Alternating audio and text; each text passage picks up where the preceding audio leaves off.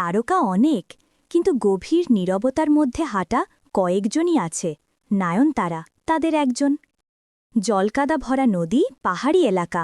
সিনেমার একটি দৃশ্যে নয়নতারাকে পানির স্রোতে দাঁড়িয়ে সংলাপ বলতে হবে, কিন্তু শুটিংয়ের দিন হঠাৎ বৃষ্টি নামে, নদীর পানি দ্বিগুণ গতিতে বইতে শুরু করে। ডিরেক্টর বলেন, আজ শ্যুট বাতিল।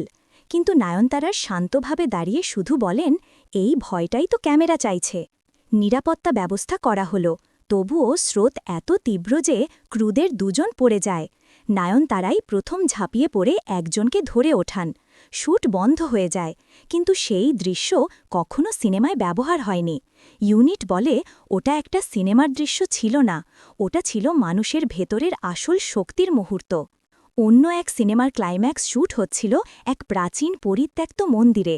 দেয়ালে পুরনো ছবি, ভাঙা স্তম্ভ এবং বাতাসে এক অদ্ভুত গন্ধ। রাত ৩টা, নয়নতারা একা দাঁড়িয়ে আছে। হঠাৎ দূরের একটি ঘণ্টা নিজে নিজেই বাজতে শুরু করে, কারোর স্পর্শ ছাড়াই। ক্রু ভয় পেয়ে দৌড়ে আসে, কেউ কেউ শ্যুট করতে অস্বীকার করে, কিন্তু নয়নতারা শান্ত স্থির। তিনি বলেন, যা ভয়ের সেটাই তো গল্পকে বাস্তব করে। দ্বিতীয় টেকে সেই রহস্যময় মুহূর্ত ঘণ্টা আবার বেজে ওঠে। ডিরেক্টর বলেন, এটা ভিএফএক্স নয়, এটা আমাদের সেটের ভাগ্য। সেই টেক সিনেমার সবচেয়ে আইকনিক দৃশ্য হয়। এক শহরে শুটিং চলছিল, বাইরে প্রচুর ভিড়। এক ৬ বছরের ছোট্ট মেয়েটি নয়নতারাকে দেখতেই সেখানে ঘণ্টার পর ঘণ্টা দাঁড়ায়। হঠাৎ পুলিশ তাকে সরাতে গেলে মেয়েটি কান্না শুরু করে। নয়নতারার নিজের শট চলছিল, তিনি ক্যামেরা বন্ধ করতে বলেন, সোজা বাইরে গিয়ে মেয়েটিকে কোলে নেন।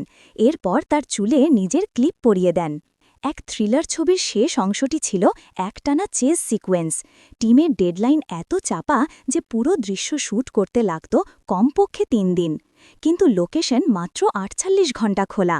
নয়নতারা বললেন, যা অসম্ভব শোনায় সেটাই সবচেয়ে বেশি করা যায়। তিনি দুদিনে মোটে ৩২ মিনিট ঘুমিয়ে ১২০টিরও বেশি শট সম্পন্ন করেন, এবং শ্যুট শেষ হয় ঠিক সময়েই।